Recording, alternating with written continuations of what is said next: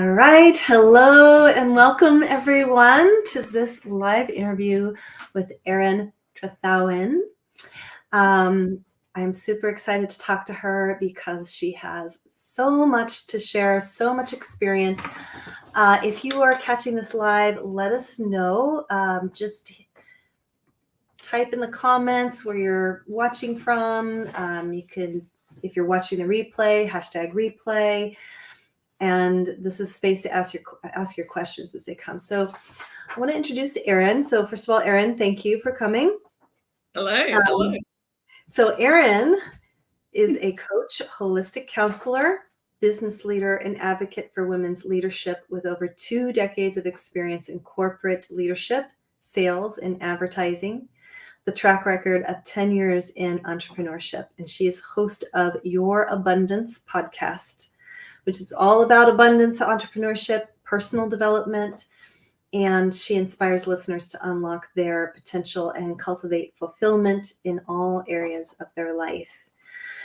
And she also has a very strong background in systemic constellations, my favorite thing to talk about, and it's so cool. So she's an organizational energy expert.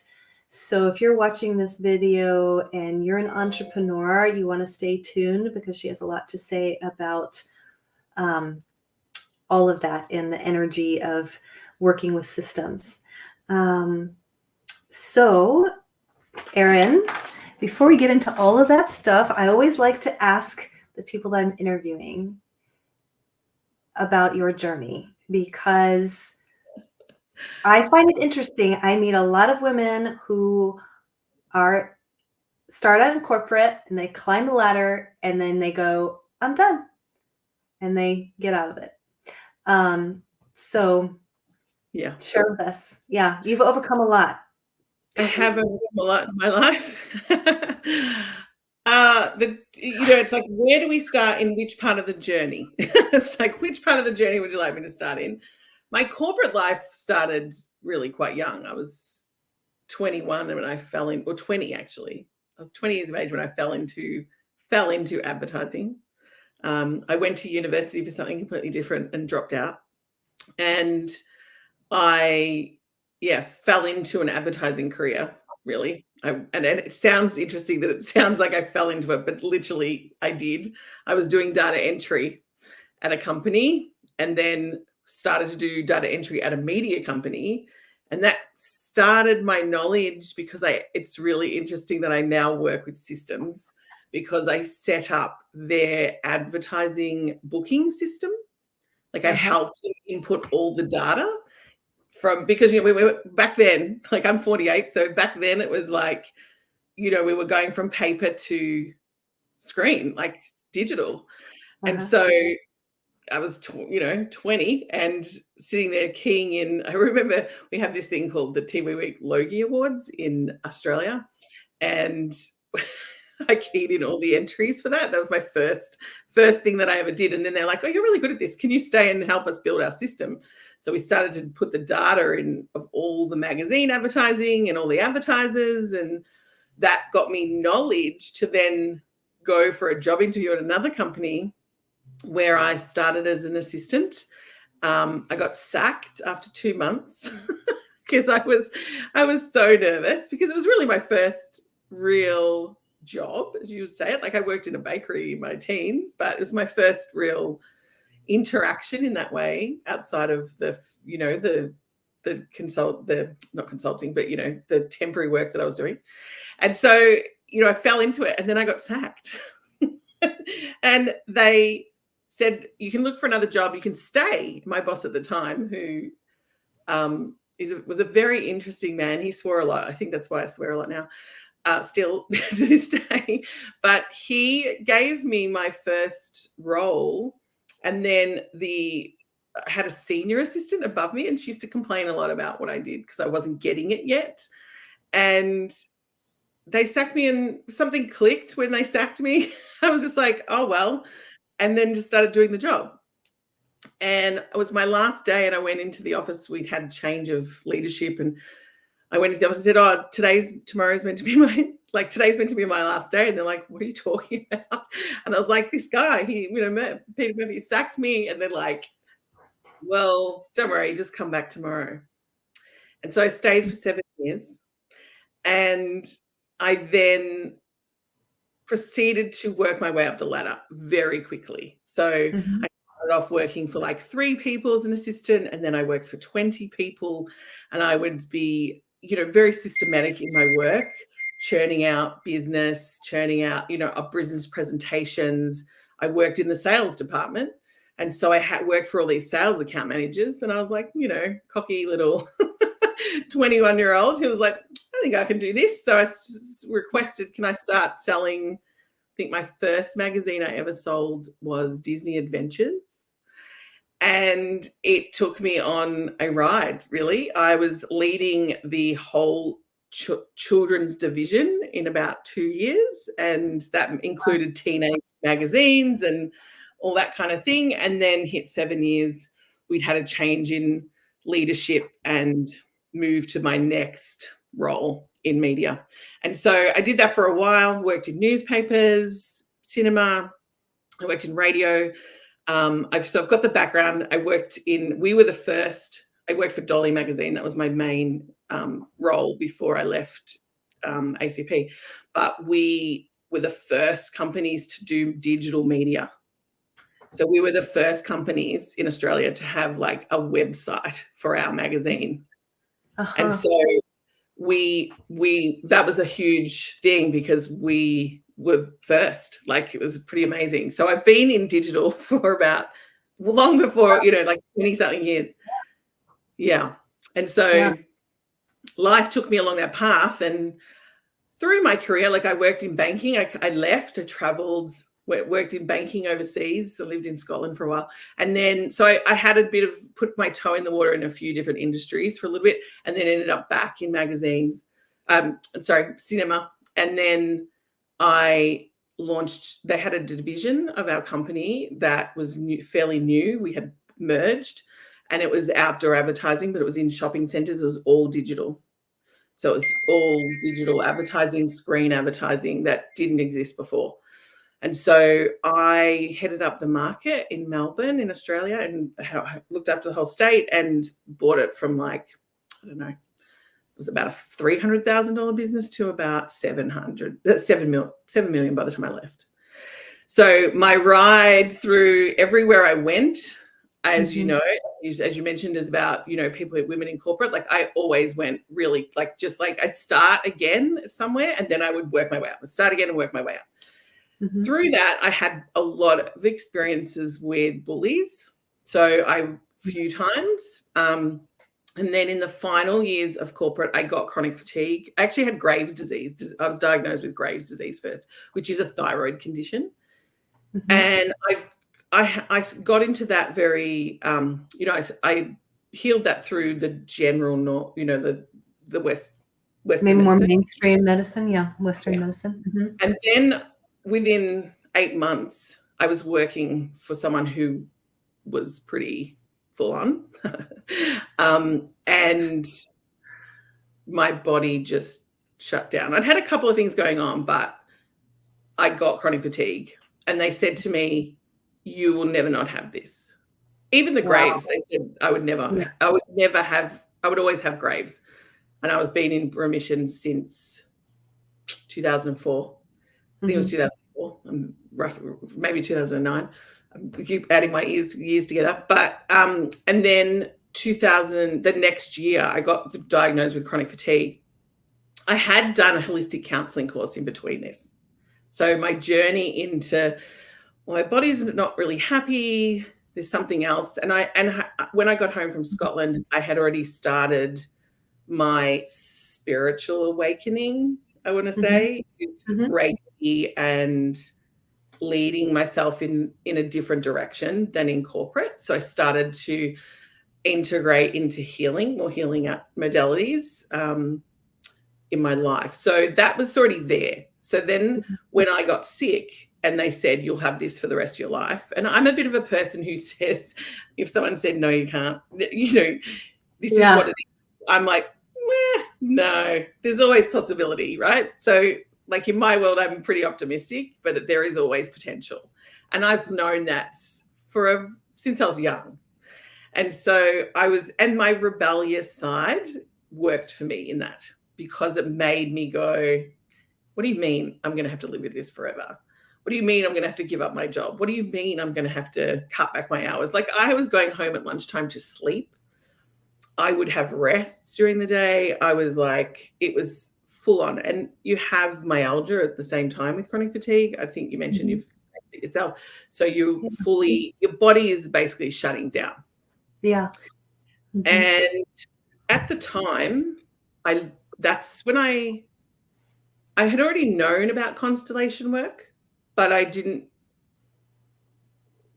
at the time I was like, I need to do something about this. So I got diagnosed in the February, and then I started doing my diploma of his holistic counseling. And I also started doing more study with family constellation.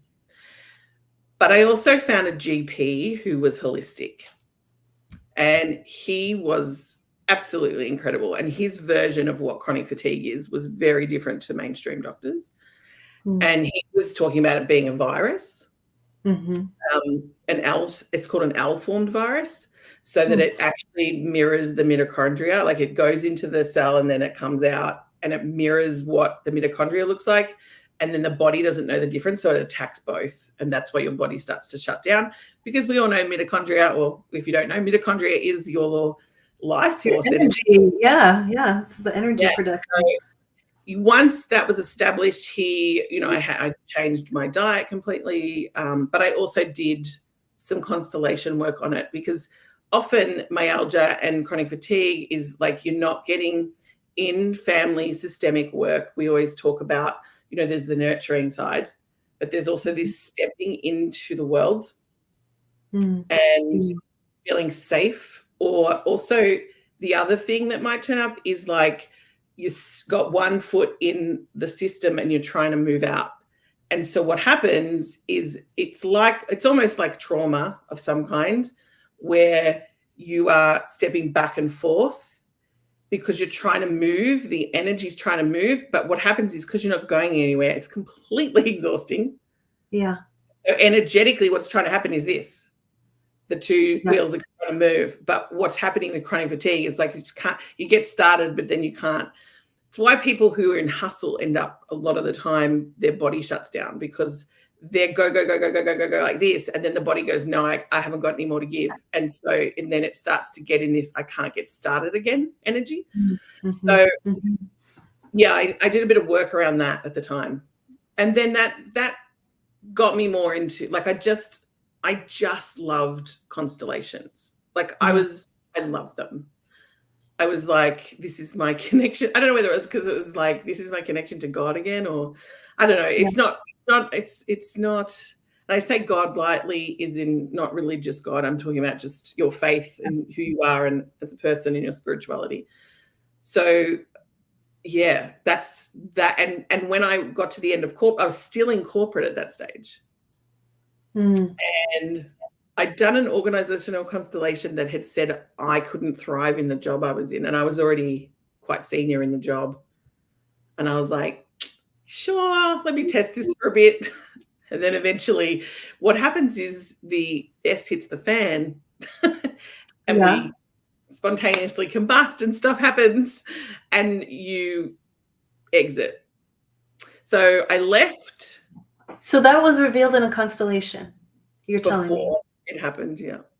Before it happened, that basically the constellation was saying, you're not going to thrive in this. You're not going to thrive if you stay in this. Yeah. Wow. This is what constellation does. Like, it's not about being psychic, although I'm highly intuitive. There is the thing about energy systems and the universe and organizational energy. The universe is constantly trying to organize itself because it has a system. Yeah. And whether it's your family system, your organizational system, whether it's your body system, like it's really doesn't, anything that's systemic, you have a system. Yeah. you can do the work in. And so this is why it's really good for trauma work, but it's also good in business, because what I've seen many, many times is, and I think I did this naturally in sales. Like I did this naturally as a person. Like it was because it is my innate genius to see certain things. When I was in sales, I would go into a business to sell them a product that we were selling in the business. But my outlook was never, I'm going in to sell you this. My outlook was always, where do we fit into this system for you? And how do we use this product to benefit you? That was always. That's why I made $50 million across my career, easily for organizations I've worked for.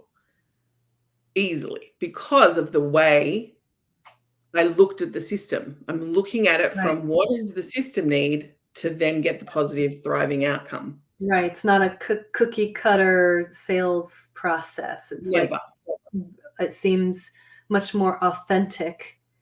Yeah. You know, really, it's like, okay, well, I mean, sales is supposed to be about service, right? Yeah, it's customer focused. It's customer focused. But it's funny because my learning to translate that to being someone who people come to buy from,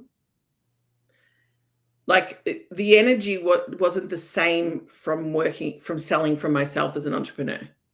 So even though I did that, I went in and said, this is what I'm doing for you with this product.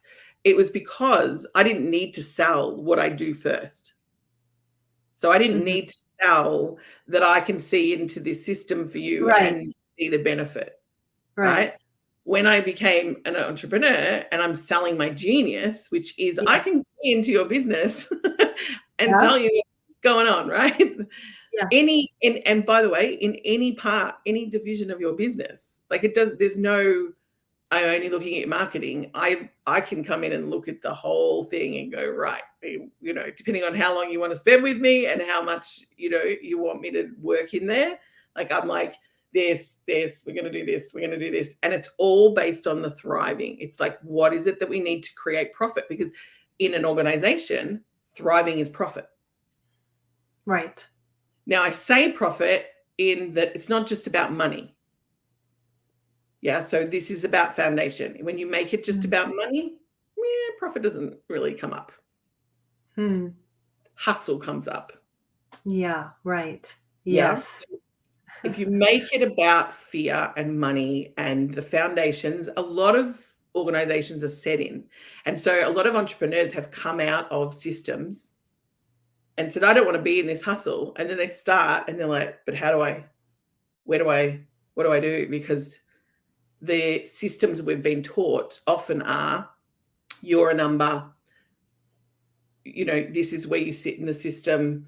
It's a fear-based system. So there'll be like shame, leadership, you know, it's not leaders, it's managers, you know, they're managing, aiding what's happening, they're not leading. And that's evolving over time. Like that's changed a lot in different organizations. But essentially that's what we're looking at when the system isn't working. The first place I look is the foundations. Like, what's the setup? And the thing is, a lot of the time, a system is built from a human. So an organizational system is often a man-made thing. Yeah. And so that's how family constellation links to organizational energy, because your foundations as a person will drive what you build.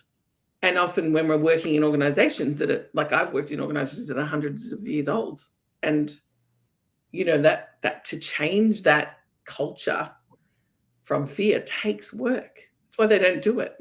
It's like we have to go so much stuff to change. And it is about patriarchal systems, because women don't work as well in them. We don't function as well. Our body systems are not like our bodies don't function in them at all. Yeah. I mean, that's what I experience. It's true. It burns women out. Yeah. I'd love for you to talk more about that, because are you finding when you're working with businesses, so do you tend to do you find that your business tends to attract female entrepreneurs, female business owners? Yeah, So I usually attract female business owners, either entrepreneurs who are trying, they've got themselves, they started their, it's a coaching business, healing business, or, whatever they desire in their career. And they've found themselves in this kind of like, wow, I've got so much on. How do I move? And, understanding a lot of the thing about corporation, or understanding when to expand and what's ready, what are you ready for? Like that impacts your business a lot as well. And I find that women, and I work with men a lot too. So I want to just put that as a caveat. Like what happens is the woman will come and then the men come because the woman's brought them in. So I've worked with businesses, but the men come with that woman as a group, or the partner's friend was there, and then they send their husband or something like that. So like that kind of thing, like I don't like, I've been, different ways of how the client comes, but majority of women, because they're looking for, how do I do this in alignment with me? Like, if I set it up from fear and we clean that up. So a lot of the time, a customer will come in and I'm like, well, we need to clean up all this other stuff here in your life for this to function well in your business, because you've set your business up based on fear. I did it for myself. Like I left corporate because of not great things. Like it wasn't a fun thing. So I loved my work, but the way my body reacted and the way I felt was like, no, don't make me do this anymore. And so I had to find another way even in myself. So I've been in business for 10 years, and that has been an evolution in itself, because each time, and I use constellations constantly to work out, what am I inviting in? Where am I at? What am I doing? And then I had a child late in my life, and who's now 4. And at the time I had to work out, how do I function as a solo parent and run a business and do all those things, because there's so many hats and identities to wear. I was all about, I want ease. And I deserve to have money, even if I'm not currently doing much in my business. I deserve to have, and I say doing, this is the part that, like, I work in my genius. So I work very little, but my work is so potent, I don't need to work a lot. And when you work in your genius, your potential, you don't actually work as hard. And then when you understand your genius and your potential, you invite people in their genius into your business to help you expand. That's get to a point like, okay, I'm expanding, and now I'm feeling like I'm hustling again, or now I feel like I'm doing everything, because entrepreneurs wear every hat. You have to learn every role. It's like all of a sudden, oh my God, I'm doing everything. And so it's like, which role don't I love anymore? And then you invite someone who loves that in. Like it's a very different strategy to like, right, this is a business, we're building the foundations. We need this A, B, C, D, E.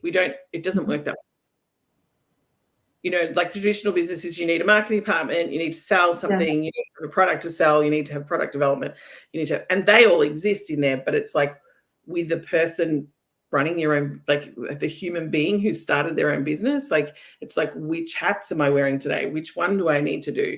Who do I need to become? And I'm like, you just need to be you. Interesting.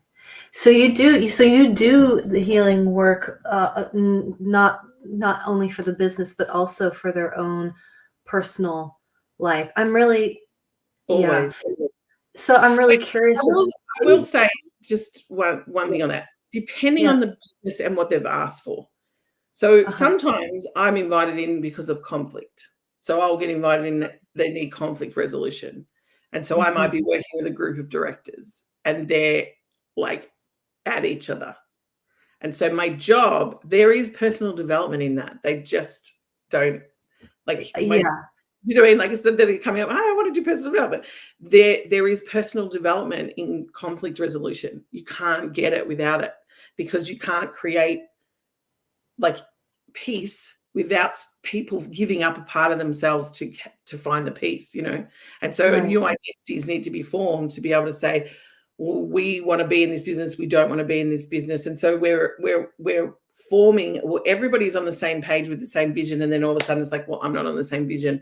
Well, what do we need to do to, you know, separate the business? What do we need to do to, you know, let you out of the business? Like, it's very much, how do we work for the business, by the way? Because when you start working in bigger corporations, not just individuals, I work for the business.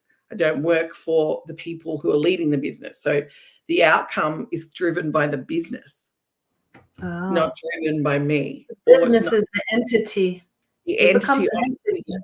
Correct. Yeah. So the business will, you know, this is the thing, like, it's like everything, organizational energy is always trying to find equilibrium, whether it's your body, whether it's you in a solo business, or whether it's an organization, a community, whatever. It's the business is just wanting someone to say, well, this is the direction. This is where we're headed. And when we can get everybody looking at that vision, my job is a lot easier. Right. And so is that what you find, is that that's not everybody's actually tuned in with the vision? Yeah. I'm just really curious, when people come to work with you, do they really understand what they're stepping into when they choose to work with you? Yeah. No. I blanked out. Hang on. There I am. Yeah. I want to say no. I can hear you. That the answer is no. Because, well, someone usually does at some point. And back in the day, most people used to come and say, I just got told to come and see you. They told me that they don't know what you do, but they know you do something that makes them really feel good. So they're like, okay. And so that's how I got, you know, I built my business in the first 3 years to 6 figures on literally referrals and a website. Wow. So, and then, you know, so in business, we hit plateaus, we hit certain levels of income, and then our own stuff kicks in, and there's all stuff in there for entrepreneurs in particular. But in business, there is certain structures and ways things work we can work with. And it's funny, I had a constellation workshop on the weekend, and we were looking at abundance. The theme was abundance, and one of the customers, clients, was family. So we usually look at the family first, and then we look at the business, depending on what they're there for. If they've come from personal, it'll usually show up as family. If they've come for business, that shows up, and sometimes we have to go back in the family. Now, what happened in this constellation, the family was like, no. So there's got to be permission for us to work. And the family said no to what? They don't want to rectify the problem, because the problem solves a different problem for them, which was they didn't want this rectified, the thing that was showing up as the issue. And so for me, you know, we broke for lunch. I said, okay, this is as far as we can go here. Because sometimes it's just acknowledging, okay, this is what it is. Like, this is the family's got something that they don't want shared. And so often people, you know, they turn up and they're like, oh, I'm going to have a conversation. I'm like, no, you're not. Or it's not going to look the way you think, because of that permission. So I'm constantly working in what's the energy right for the system as well as the customer, or the client. And so what happened was we broke for lunch, and I was like, that's it. And then we came back from lunch and we went in a whole different strategy, because I know, as you already know about me, someone says no, and I'm like, well, there's always another way, right? So there's always a way to the solution, because we work in the universe. And, you know, if you work in quantum physics and you understand quantum fields, then you are going to know there are hundreds of thousands of possibilities of how to solve a problem. The only thing that you need to change is the mindset that you're changing it from. Because you can't solve the problem from the same place you got the problem. Correct. And so what happened was I came back and I started to teach them what I'm teaching in my next free masterclass, which is Get Paid, which was talking about organizational systems and how they affect you personally or your business from making profit. So we can look at it from a bigger picture, whether it's a tax system, a banking system, even the ideology around income. Now, income as a language is money coming in, right? Mhm. But income is often associated with a job, Right. which keeps you in 9 to 5, Right. right? The energy is I work this many hours and I receive this income. Mm-hmm. Mm-hmm. Entrepreneurs who play in the income, and I'm like, this is patriarchal. No, this is the time for money stuff. Uh-huh. Energetically, the profit that you want to make in your business can't come from you trying to increase an income, Interesting. because you're only trying to increase your own. You're not trying to increase the profit in the business. That is such an interesting, I mean, that's like the power of words, essentially. I mean, or the Always. power of intent. It's like, what words are you speaking? I mean, that's really fascinating. I just had an aha moment. Thank you. It's funny because we one of the trainings I've learned constellation many years, so I've been in it for a long time, and we use healing sentences, Yeah. words of power. What use them? I constantly spend time in the dictionary. I Mm. am literally looking up the meaning of words all the time, and not Yeah. because sometimes I'm like I come up with a word, I'm like I don't even know what that means. Like, what does that word mean? I was like I've been taught it somewhere, and I look it up, and there's like 6 meanings to one word. And so it's Right. really, what's the meaning you're giving the word to? And then changing that meaning so that you create the income in it. If you're in a career, like people have come to me and received $40,000 pay increases because we've shifted the block of like, hello, you're looking at this the wrong way. It's like as soon as you look at it from this is potential, and particularly women, they undervalue themselves. But the system is being set up. Like if you look at a corporation, women very rarely ask for money. They very rarely ask for pay rises. They stick with the system. They're in jobs that are like, this is what your pay is, this is the pay grade that you get, and there's no way to get an up level unless we give you our 2% increase. Like all Mhm. that is set up for you to not succeed financially, Yeah. to expand who you really are, to live in your genius. It's like, well, this is the structure you're in, and that's where you, in an organization, you can only change energetically 2 up and 2 down in a structure. So unless you're at the top of the list, there's no way you're changing much in that business. Hmm. Which is what happened when I had the constellation. It showed this is the structure of the business, and I wasn't too far from the top at that point. Yeah. Right. I wasn't, like I was maybe 2 away. So I had some influence, but also it was about, can I thrive in this business? And the answer was no, because the energy had me down here and I was actually working up here. So it's Mm. like structurally, there was nowhere for me to go. Does that make sense? Like there was Yeah. no expansion. And Yeah. so at some point, the energy of the system it shows like, oh, you can't thrive here. And I went, oh, okay, I'll see. I don't know, like a year later, and then literally I was like, it was like it went insane. Yeah, everything that happened, and I was just like, oh my god. So when someone comes to receive a constellation for you or do work with you, and you're working on the organization, you're giving this constellation, working with the energy. I'm really curious because I'm trying to play in the mind of the people who are watching. Yeah, please do. Right. So they're gonna come to you and they're gonna like. It's funny. Have you frozen? She's frozen. The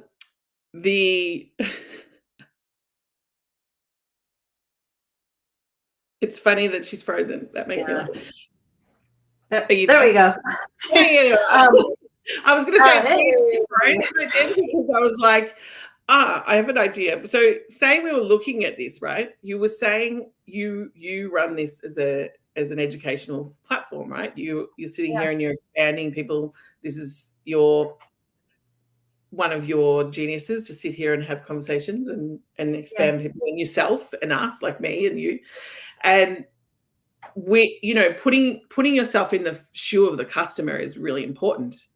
But and so when you're saying, oh, well, I'm wanting to put myself in the questions, what questions would the customer want to know? Or why would they come to you? What's the reason? But often in constellation, the question is, well, these people are the people who are watching. I would say, what do you want to know? Because you are your customer at some point. Mm-hmm. So it's like staying within yourself and then looking at, well, what would they want to know? What questions would they want to? What would I want to know? Well, I got my little thumbs up. So it's a new thing.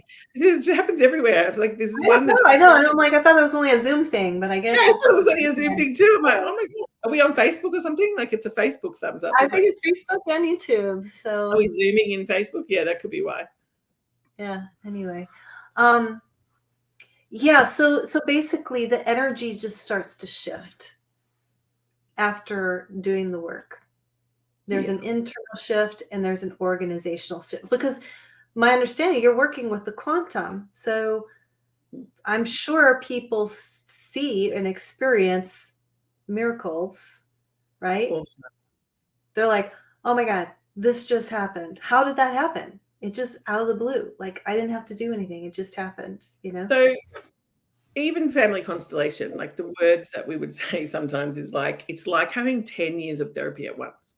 Because the idea is that you're witnessing something, you're seeing something that you don't understand and making it, and not making it, but like the evolution of it. So the thing this morning that came to me when I was on my walk was our fate is entangled with so many things around us.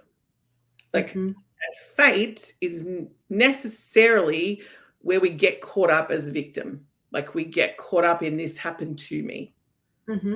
Destiny is like, I chose this. I'm going to get this. This is where I'm going. Fate is often like entangled.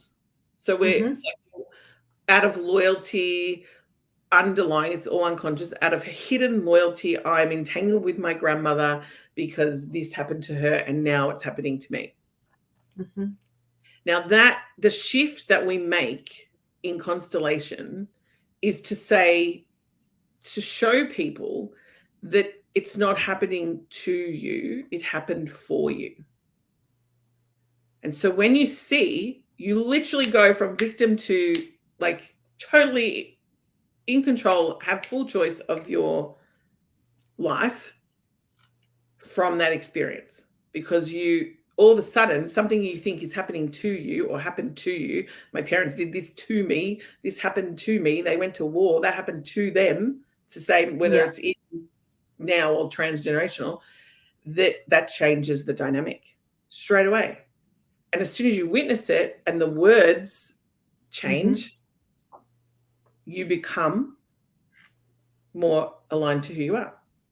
The equilibrium happens because the system, the world, like this is where I look at the universe, and the universe is saying, we look at the planet.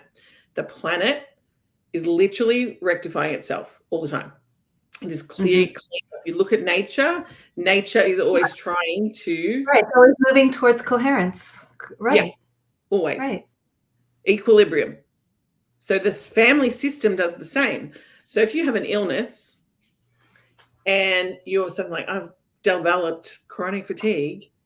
Now you might set up chronic fatigue and it may be different to what I set up, because the reason chronic fatigue is showing in your body is trying to rectify the system.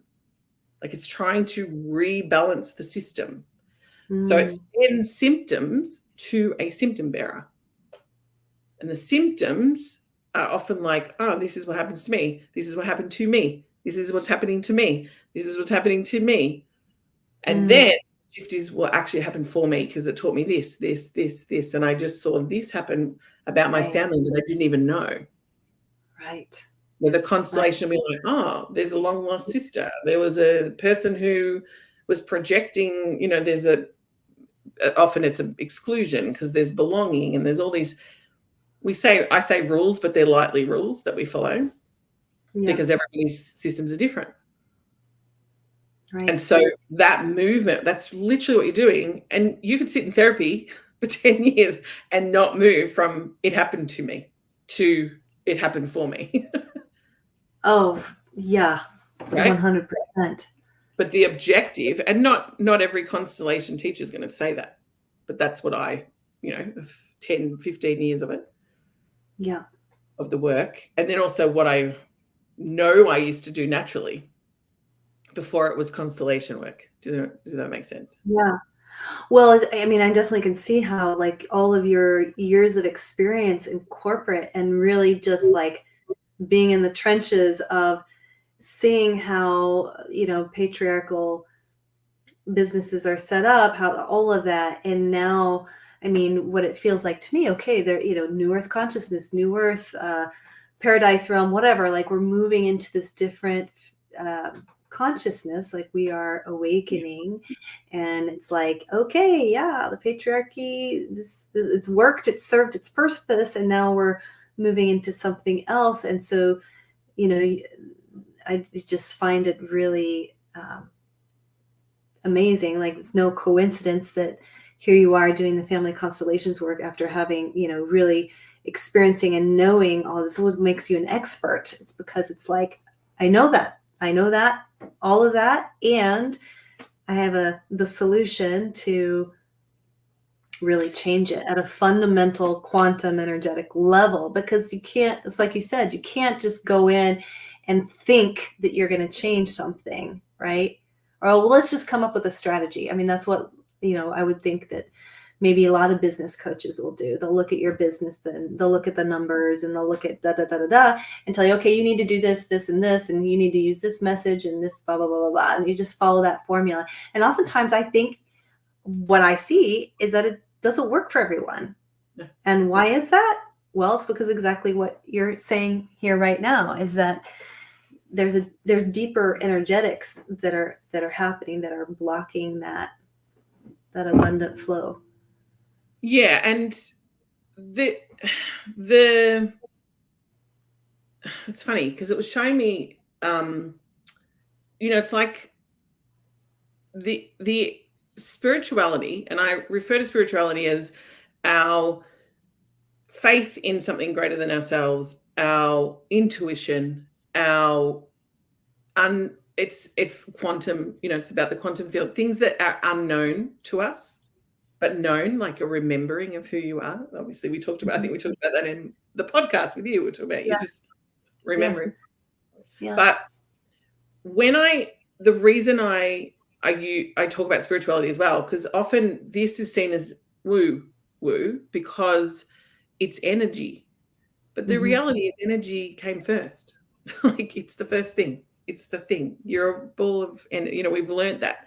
We know now through science that there is, we are all forms of bumping around atoms and nucleuses, and that's who we are. And so sometimes, and I've seen this often, and for me, like I think I've had every type of constellation in the world. Like, I'm just like, oh, another one. But when you've experienced trauma, the way that they work,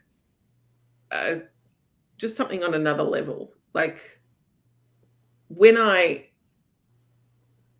it's funny because I don't talk about this much, but when I was 7, I had a really traumatic experience, and the memory of it was gone from my life. It was, so it would come up with smells, and it would come up with like weird, like I would know, like, oh, that thing, but it was always like this happened, and then I wasn't there anymore. Do you know what I mean? Like it was like I remember this much of it, and then I don't remember. Yeah. And so our brain works in a way that shuts down a lot of information, and so do our body always remembers. So cellular memory, we talk about epigenetics in this work. Like our body always remembers everything. Like that's why it's a remembering, because it's like, oh. And it's also remembering and sometimes revisioning, because the story that came through our cells from the ancestor doesn't necessarily mean it was the one that actually was truth. Does that make sense? Like, which is why we do the constellation work. We're constantly, going back into the energy of, well, what was their illusion of, fear at the time, which then created the cellular memory. And so it was only recently I was looking at this thing that happened to me when I was 7, and I actually stopped breathing. So, but I remember hearing a voice, and it was really quite a horrible thing to happen to a 7-year-old. But at the same time, I stopped breathing, but I remember hearing the voice. It's kind of like when you listen to Elizabeth Gilbert, she's saying she's on the floor, the bathroom in the Eat, Pray, Love, and she hears the voice, go back to bed, Liz, go back to bed. But this was, I was 7, and I hear this voice that says, you have to breathe. You have to breathe. You have to. You matter. Wow. And right? Yeah, that's yeah. And that voice, now I know, because at the time I had developed, like over the years, what one would see as an abandonment issue. And my parents did not abandon me in any way, but it kept showing up, this pattern. And I was like, what is this about?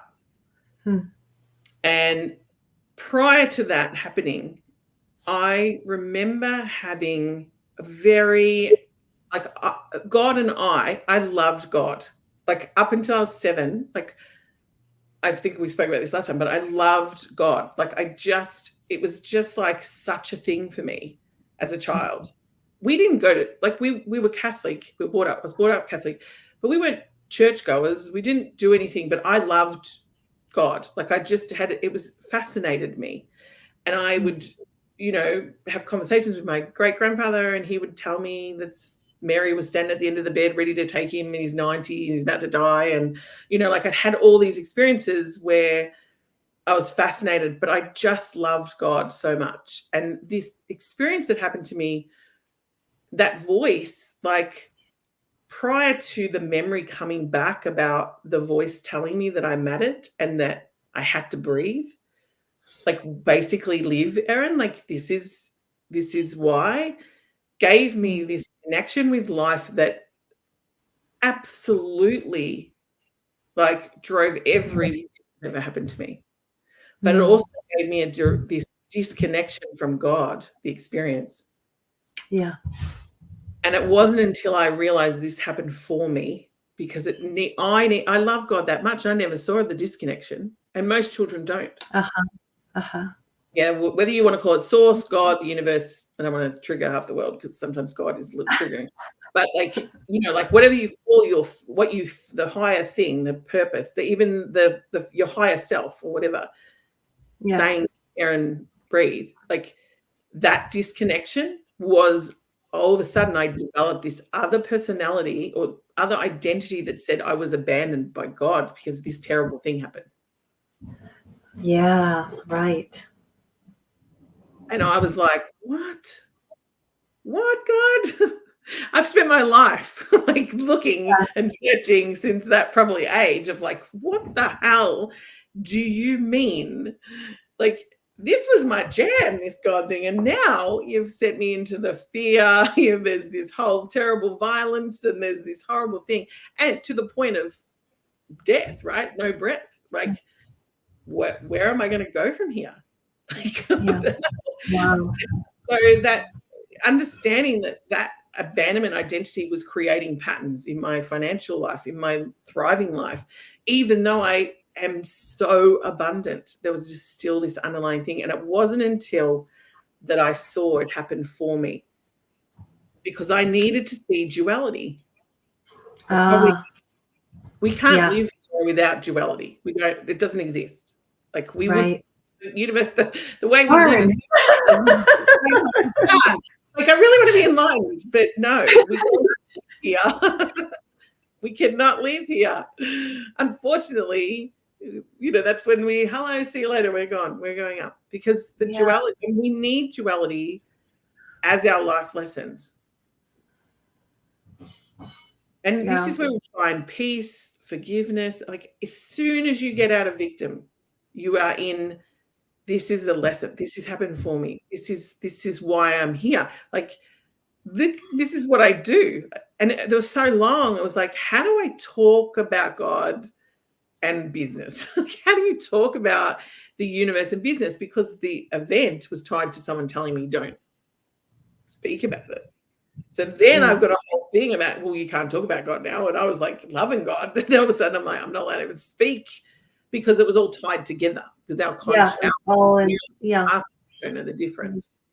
And so I had to years unentangling this masculine, feminine energy and building these, like, what happened here? Because it didn't make sense why I had all these things happen. And I was born, was pretty happy. I mean, there was stuff, but like nothing that said you were abandoned. Like my parents were there. They went. I was like, well, my dad went to work a lot. Like that's not going to create that kind of energy. That of level of disconnected, dissociative, yeah. And so I was like, where did this come from? And that was the realization, like, oh, right. And hearing that little voice at 7. So there's two things. It saved me at the same time as I was really angry at it. It's like, you showed me this for why? This is terrible. And then I had the story, I'm disconnected, which is the whole point. We're not. Yeah. Wow. Yeah. That is, that is like such a powerful, truly, truly powerful story and message. I think everybody needs to hear. I mean, that's right. Like that's the thing with trauma, is that as long as you can't really, if you're not able to see how it's happened for you rather than against you or to you, you stay stuck in the trauma. It's really hard. I mean, I don't see how you can move beyond it until you are able to see. Just like with illness, like you were saying with illness, it's the same thing. It shows up because it's wanting you to see something. It's wanting you to experience something, some level of growth, some kind of expansion, some awakening to who you really are, which is that you are more than all of it, right? So yeah. And at the same time, the body will send pain signals from oversensitivity, right? So I've been looking at my IBS recently, and the nerves in your stomach are what actually tells the brain that there's a problem. Yeah. The brain doesn't send pain to anything unless there's a problem. But sometimes the oversensitivity that we have because of cellular memory, trauma, the stress of life, whatever it is, or the overwhelm, or the, whatever it is that you have, will tell the brain to send the pain even if there's not a problem.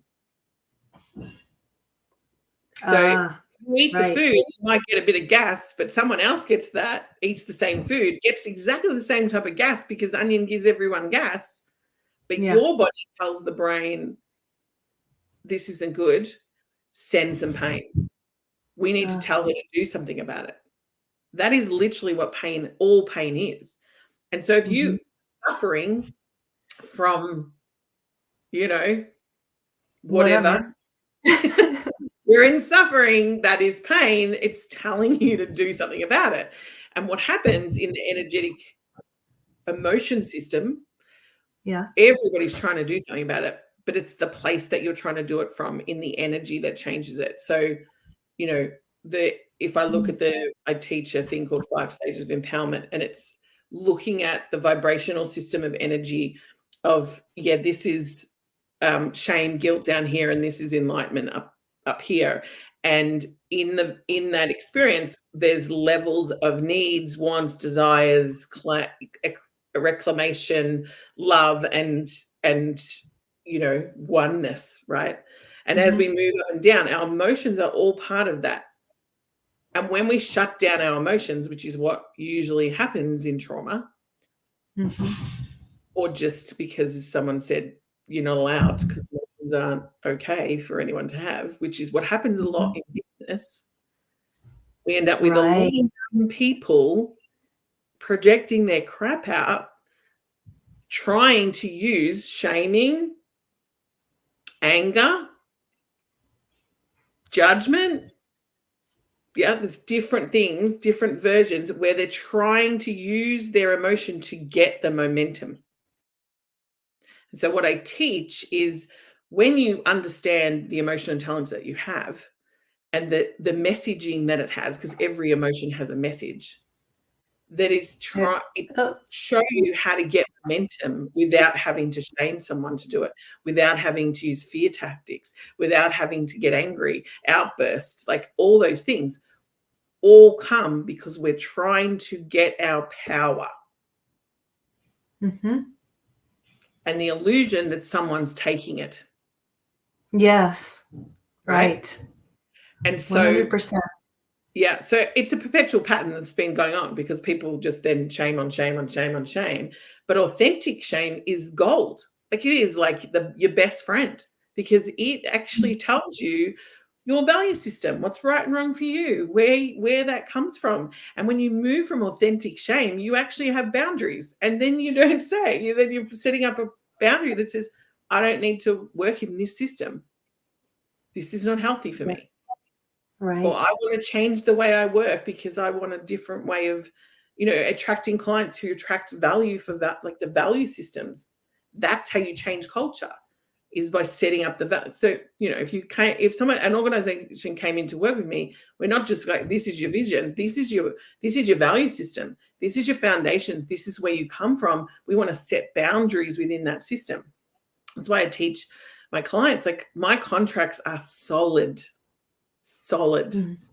They set the container for you to come in to a safe environment to work with me.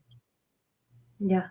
But if I'm in a group and it's a group setting, the container sets it for everybody to be safe, for everybody to come in, for everybody to be included, for everyone to belong, no matter what. And yes, there's rules that if you don't abide by those rules, unfortunately, you can't stay in the system, which is pretty much how it goes.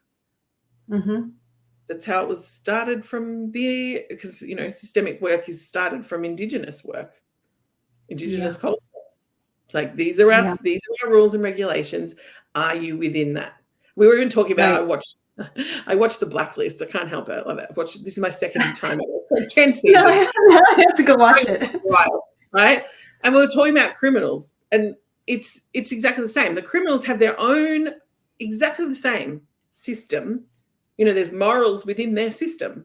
You don't do this. And then there's people who have no morals inside of that system. Like this. So there's all these, they might not sit in the normal structured legal system, but they've still got a system and they're still functioning and they're still doing exactly the same rules and regulations. It's just depending on where they sit in their morality and where their ethics sit and where, and how expanded they are.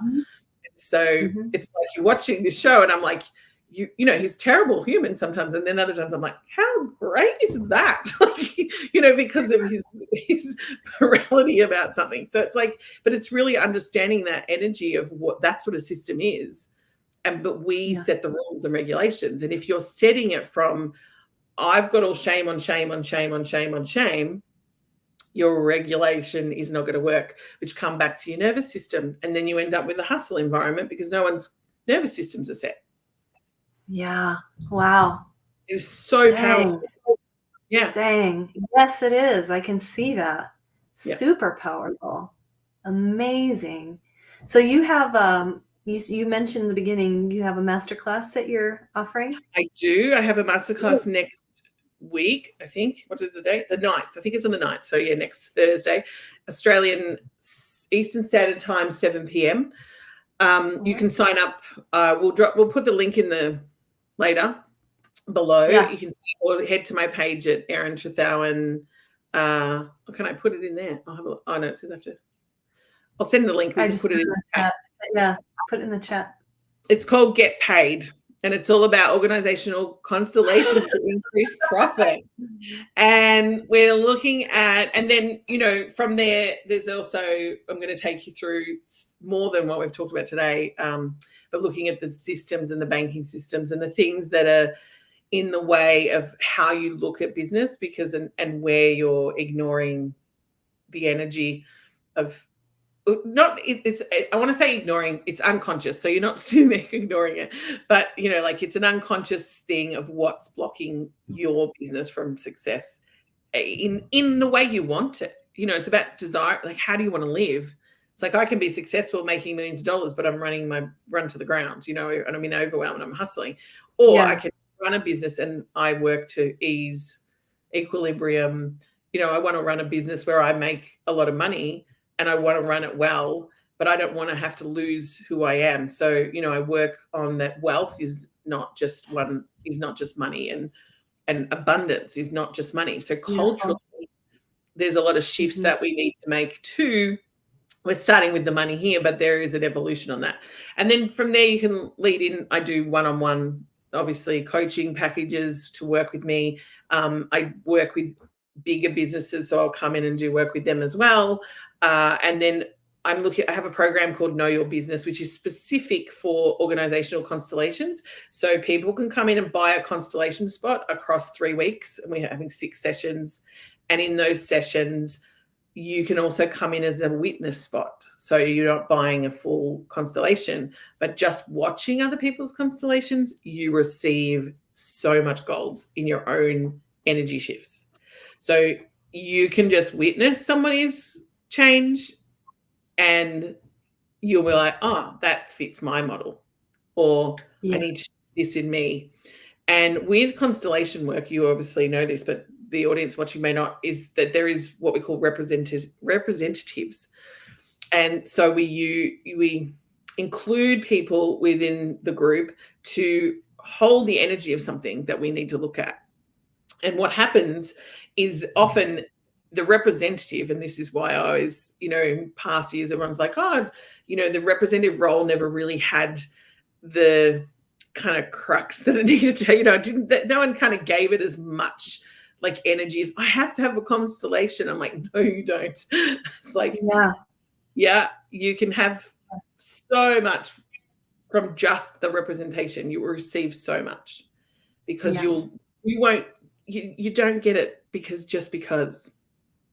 it's for you. The representation is also for you. And I also am a multidimensional constellation facilitator, so I can facilitate within a facilitation. So I facilitate people who are representing in their own constellations as they are representing in someone else's. So it's very matrix looking, but not many people. I don't know any constellation facilitators who do that, but I do that. Oh wow, that's something that people can come in and witness. Yes, that type of witness. You can put your hand up to be a representative, or you can buy a spot in the constellation spot. At the moment, there's only 6 spots for constellations across the first program. But if you want to jump in to get paid, the 17th is Know Your Biz, and we start that 2 weeks late, 2 weeks from today. So okay, awesome. So that's going to be put in the chat. And oh my goodness, you are on fire, Eiran. This is just like, I'm going to have to go and just kind of close my eyes for a moment and let all of that sink in, because that was really amazing. Yeah, wow. There is it says I need to join the chat to, oh, hang on. I wonder if it'll let me do this, and then you can put it in the chat. There's the Get Paid Master. If you want to put that in the comments so people can access it there. Yeah, let's see. Did you put that in the private chat? I put it in the private chat. It won't let me put it in the comments. Got it. I haven't connected my YouTube. So there we go. There it is. Yeah. Perfect. You can sign up for that. Come along. It's on Zoom this next Thursday. Awesome. Wow. Yeah. So It's very good. good. So Thank good. you. So good. Thank you so much, Erin. Like, really, just I am so grateful that you're here in this space, and I hope people see this and take advantage of this opportunity, because I have a strong gut feeling that you sign up for this masterclass, you're going to come away with some amazing insights, and just in whatever capacity that you connect with Erin, you're going to Yeah. walk away And I with will some say, if you're big interested, transformation. try to come live, because I probably will do a bit of a demo. Sweet. Yeah. Awesome. Yeah. So come along, Cool. because I'm going to do some All right. demos. We'll see what All happens. right. Yeah. Awesome. Awesome. I know. You never know. I know. Like, anyone Thank you, can come Erin. along, and I'll be like, hello, I'm getting you. So thank you And so much thank you, for having me. I everyone. really appreciate it. And I thoroughly enjoyed this conversation. And you and I will chat again soon, I'm sure. Awesome. All right. Thank you, everyone, for Take care, watching. everyone.